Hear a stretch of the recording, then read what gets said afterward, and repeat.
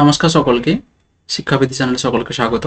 আজকে আমরা historical foundation of এডুকেশনের ইসলামিক সিস্টেম অফ এডুকেশন নিয়ে আলোচনা করতে চলেছি। যারা এখনো পর্যন্ত সাবস্ক্রাইব করেননি অবশ্যই সাবস্ক্রাইব করুন এবং বন্ধুদের কাছে শেয়ার করুন। তো আমরা বেসিক্যালি যে এনসিয়েন্ট সিস্টেম এডুকেশন নিয়ে আলোচনা করেছি, এবার আমরা মিডিয়াভেলে ইসলামিক সিস্টেম এডুকেশন নিয়ে আলোচনা করতে চলেছি। তো ইসলামিক ভারত যেহেতু আমরা জানি, মধ্যযুগের শিক্ষা অবস্থা যদি আমরা দেখি, সেই মধ্যযুগের শিক্ষা অবস্থায় কিন্তু মুসলিম আমাদের শিক্ষা অবস্থাকে আমরা বুঝিয়ে থাকি। এবং দ্বাদশ শতাব্দীর যদি শেষ ভাগ থেকে প্রায় অষ্টাদশ শতাব্দীর মানে প্রথম ভাগ পর্যন্ত, মানে ফার্স্ট পর্যন্ত মুসলিম যুগ কিন্তু ছিল। তারপর সেই যুগের বিস্তৃতি লক্ষ্য করা যায় এবং বেদকে কেন্দ্র করে যেমন বৈদিক শিক্ষা ব্যবস্থা গড়ে ওঠে, বৌদ্ধ ধর্মকে কেন্দ্র করে যেমন বৌদ্ধ শিক্ষা ব্যবস্থা গড়ে ওঠে, তেমনি কোরআনকে কেন্দ্র করে এই শিক্ষা ব্যবস্থা মানে মধ্যযুগে মুসলিম শিক্ষা ব্যবস্থা গড়ে উঠতে শুরু করে। এবং রাজনৈতিক ও সামাজিক ক্ষেত্রে শুধু নয়, শিক্ষা ক্ষেত্রে তার ব্যতিক্রম কিন্তু হয়নি। সমস্ত ক্ষেত্রেই তার প্রভাব কিন্তু ছড়িয়ে যেতে থাকে। মুসলিম বিজয়ের পর প্রাচীন ভারতের যে শিক্ষা ব্যবস্থা, সেই শিক্ষা ব্যবস্থা কিন্তু রাজানুকূল্য থেকে বঞ্চিত হয়ে মুসলমান শাসক সম্প্রদায়ের প্রচেষ্টায় এদেশে নতুন এক শিক্ষা ব্যবস্থা গড়ে উঠতে শুরু করে। সেটা হচ্ছে ইসলামীয় শিক্ষা ব্যবস্থা বা ইসলামীয় শিক্ষা। তো যার মূল বিষয় ছিল যে কি বিষয় ছিল, কম্প্রিহেন্সিভ অ্যান্ড হলিস্টিক লার্নিংটাকে প্রমোট করা, based on the religious and secular নলেজটাকে প্রমোট করা। এটা টোটালটা বেস ছিল রিলিজিয়াস এবং সেকুলার নলেজের ওপর। এবং কোরআন এবং সাওরিয়া আল আক, this was the first revelation. যদি উচ্চারণে কোথাও ভুল হয়ে থাকে তাহলে আমি সবাইকে বলবো, যারা এই উচ্চারণ ভালো জানেন অবশ্যই তারা করবেন, কমেন্ট বক্সে করতে পারবেন, কমেন্ট বক্স অন করা আছে। তো সুতরাং তাহলে ভারতে মুসলিম বিজয়ের একটা গুরুত্বপূর্ণ দিক ছিল কিন্তু মুসলিম শিক্ষা ব্যবস্থা। According to Syed Muhammad Naquib al Attas, Islamic তিনি বলছেন যে Islamic education system is that education, education হবে এটা, that education which trains the sensibility of students in which such a manner that their attitudes, value, behavior are governed by the spiritual and ethical norms in Islam. ইসলাম দেন কতগুলো characteristics রয়েছে যেগুলো এডুকেশনে খুব গুরুত্বপূর্ণ। যেমন ভারতে মুসলিম বিজয়ের পর একটা গুরুত্বপূর্ণ বৈশিষ্ট্য আমরা দেখতে পাই, বিজয়ী মুসলমানরা যেখানে পেরেছে বিজিত রাজ্যের মন্দির মসজিদ কিন্তু ধ্বংস করে মসজিদ প্রতিষ্ঠা করেছে। এবং মুসলিম শিক্ষা অবস্থায় দেখা যায় যে বিশেষ করে মসজিদকে কেন্দ্র করে একটা মুসলিম শিক্ষার প্রসার করতে শুরু করে।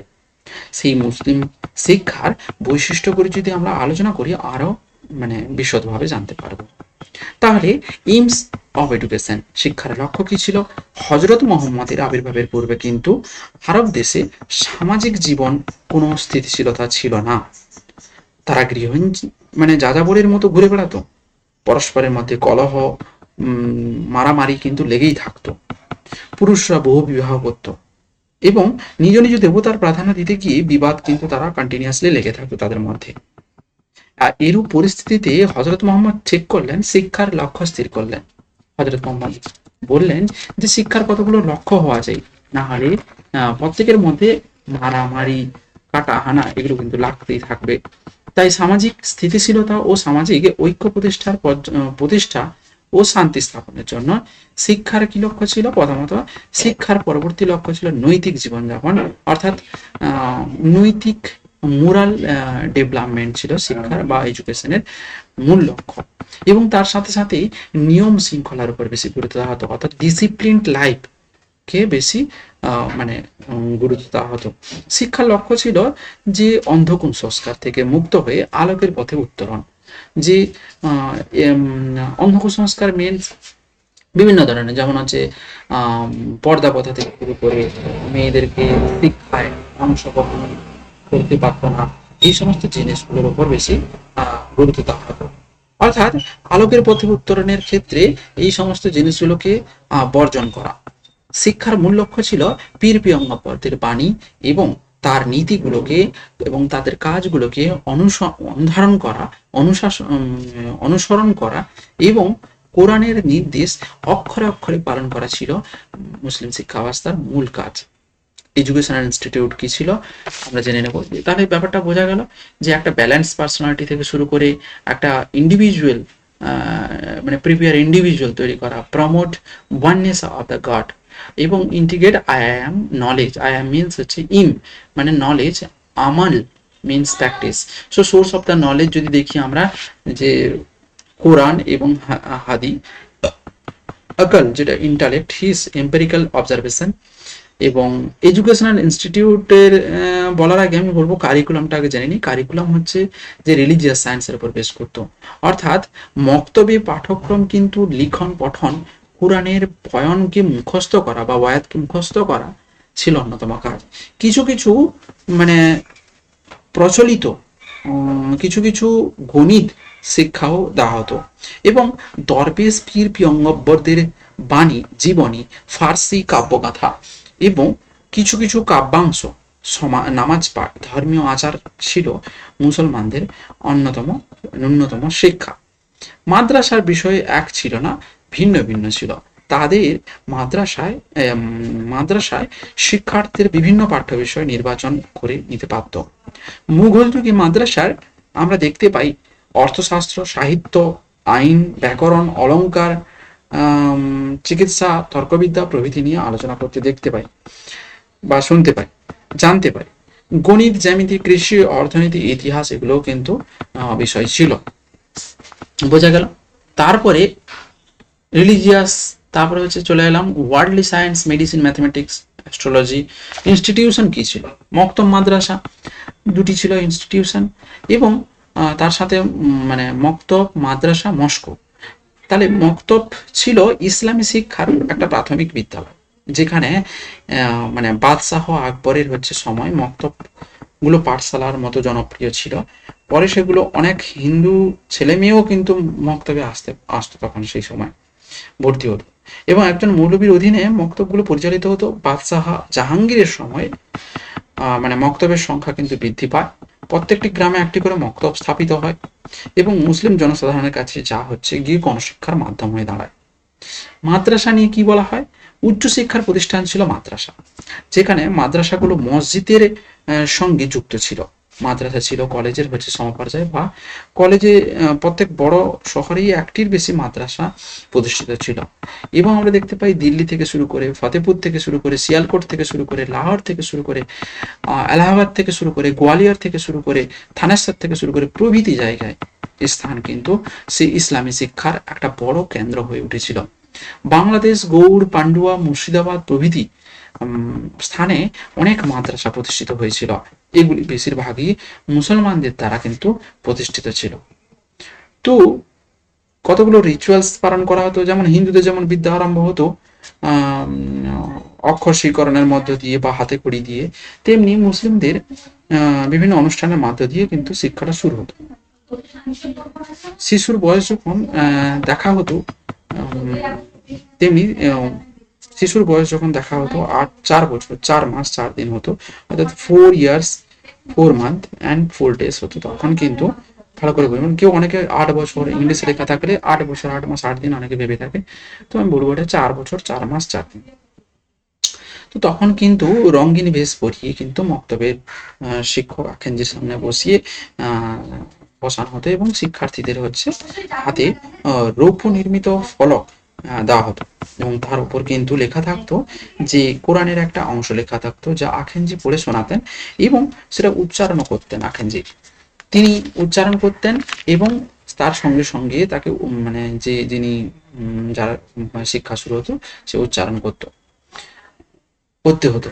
এবং টিচিং মেথড কি ছিল? বা oral transmission, memorisation, discussion, debate, এগুলো ছিল মানে টিচিং মেথডের অন্যতম একটা দিক, যেখানে আমরা জানতে পারি যে মুখস্থ করানোই শুধু প্রধান কাজ ছিল তা নয়, মানে কি বলা যায়, আকবর চেয়েছিলেন, যেরকম আকবর চেয়েছিলেন যান্ত্রিক শিক্ষা ব্যবস্থার পরিবর্তে একটা গতিশীল শিক্ষা ব্যবস্থা তিনি নিয়ে আসতে। যেমন তিনি বলেছিলেন যে পড়ার সাথে সাথে লেখাটাকেও প্র্যাকটিস করতে, নিজেরা শিখবে, কিন্তু শিক্ষকরা যথাসম্ভব কম সাহায্য করবেন, না বুঝে পড়া চলবে না। আকবর চেয়েছিলেন ছেলেরা যাতে বুঝে মুখস্থ করে, আন্ডারস্ট্যান্ডিং যাতে পারে। ইভালুয়েশন সিস্টেম ছিল ভালো মোটামুটি, যেখানে মাঝে মাঝে বিতর্ক সভার আয়োজন করা হতো, এবং তাদেরকে কৃতি হিসেবে এই ইভালুয়েশন প্রসেসে টিচিং এর পর ইভালুয়েশন প্রসেসে কৃতি হিসেবে কি দেওয়া হতো, সনদ, ইনাম, তাঙ্ঘা ইত্যাদি কিন্তু পুরস্কার দেওয়া হতো। সনদ, ইনাম, তাঙ্ঘা ইত্যাদি পুরস্কার দেওয়া হতো। তাহলে টিচার অ্যান্ড স্টুডেন্ট রিলেশনশিপ, শিক্ষার্থীর সঙ্গ ছিল, মানে তাদের সম্পর্ক ছিল, মধুর সম্পর্ক ছিল। ফিরোজ তুগলক তার নতুন রাজধানী ফিরোজাবাদে এবং ফিরোজ শাহী মাদ্রাসা প্রতিষ্ঠা করেন, এবং তাতে শিক্ষক ছাত্র একত্রে বাস করত। ছাত্র ও শিক্ষকের মধ্যে যোগাযোগের মাধ্যমে একটা প্রীতিপূর্ণ শিক্ষা এবং একটা আধ্যাত্মিক উন্নতি গড়ে উঠত, যেখানে সেই ব্যবস্থা ছিল। আবাসিক বিদ্যালয়ে প্রতিনিয়ত আমরা মানে জানতে পারি যে সেখানে পারস্পরিক সান্নিধ্যের ফলে শিষ্যের যে জীবনধারার উপর শিক্ষকের একটা প্রভাব প্রতিফলিত হতো। সৎ চরিত্র শিক্ষকের সাথে শিক্ষার্থীর নৈতিক জীবন কিন্তু গড়ে উঠেছিল। মিডিয়াম অফ ইনস্ট্রাকশন এখানে কি ছিল? মিডিয়াম অফ ইনস্ট্রাকশন ছিল যে মক্তব মাদ্রাসা সমূহ ফার্সি ভাষায় শিক্ষা দেওয়া হতো, তবে আরবি অবশ্য পাঠ ছিল। উচ্চ পর্যায়ে কিন্তু ধর্মশিক্ষা আরবিতে দেওয়া হতো। অ্যাডমিনিস্ট্রেশন কি ছিল?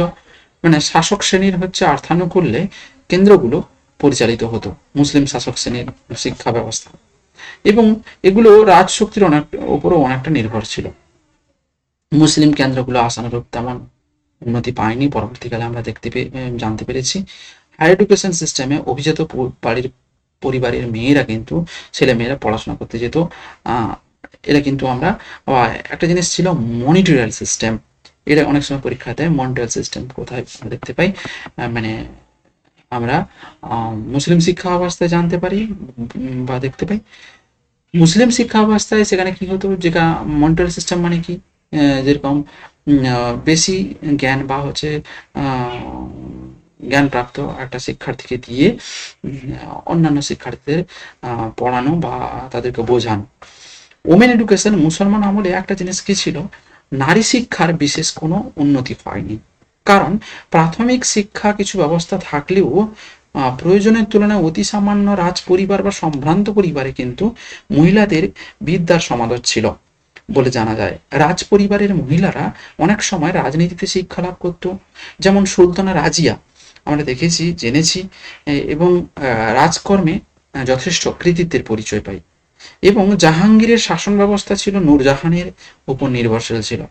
বাবরের কন্যা গুলবদন বেগম হুমায়ুনের জীবনী হুমায়ুন নামা রচনা করেন। বোঝা গেল তো তাহলে। এবং এছাড়াও ছিল ঔরঙ্গজেবের কন্যা জেবুন্নিসা, তিনি বিদুষী সাহিত্যানুরাগী ছিলেন। মুসলিম সমাজে অবরোধ প্রথা এবং কঠোর হলেও মক্তবে মেয়ের 7 বছর বয়স পর্যন্ত ছেলেদের সাথে শিক্ষা গ্রহণ করতে পারত। এবং যে শিক্ষা ব্যবস্থা আমরা কথা এখনই আলোচনা করলাম, এগুলো বাংলা ভাষা ও সাহিত্য বিশেষ সমৃদ্ধি লাভ করেছিল মুসলমান আমলেও। সুলতানি আমলে ইতিহাস রচনায় ঐতিহাসিক বিদদের কিন্তু আমরা বিশেষ আগ্রহ দেখতে পাই, এবং সঙ্গীত, চিত্রকলা এবং স্থাপত্য প্রভৃতি শিল্পে উন্নতি আমরা ইসলামী শিক্ষা ব্যবস্থায় কিন্তু দেখতে পাই। এবং শিক্ষাক্ষেত্রে সর্বাপেক্ষা বড় অবদান ছিল সংস্কৃতির সমন্বয়, কালচারাল যে ইন্টারাকশন সেখানেও ছিল। তাই আমরা বলতে পারি মধ্যযুগীয় শিক্ষা ব্যবস্থায় শিক্ষাক্ষেত্রে একটা উজ্জ্বলতম অধ্যায় ছিল, যা বর্তমানে সমাজ ব্যবস্থা, শিক্ষা ব্যবস্থাকে অনেকাংশে প্রভাবিত করে। তো বোঝা গেল আজকে। Thank you so much, thanks to all of you. তো আজকে এই পর্যন্ত আমরা বৌদ্ধ শিক্ষা ব্যবস্থা, তারপরে ব্রাহ্মণিক শিক্ষা ব্যবস্থা, তারপরে ইসলামিক শিক্ষা ব্যবস্থা সম্পর্কে আমরা জানলাম। নেক্সট আমরা নতুন একটা টপিক নিয়ে আসছে। সবাই দেখতে থাকুন, ভালো লাগলে লাইক করুন।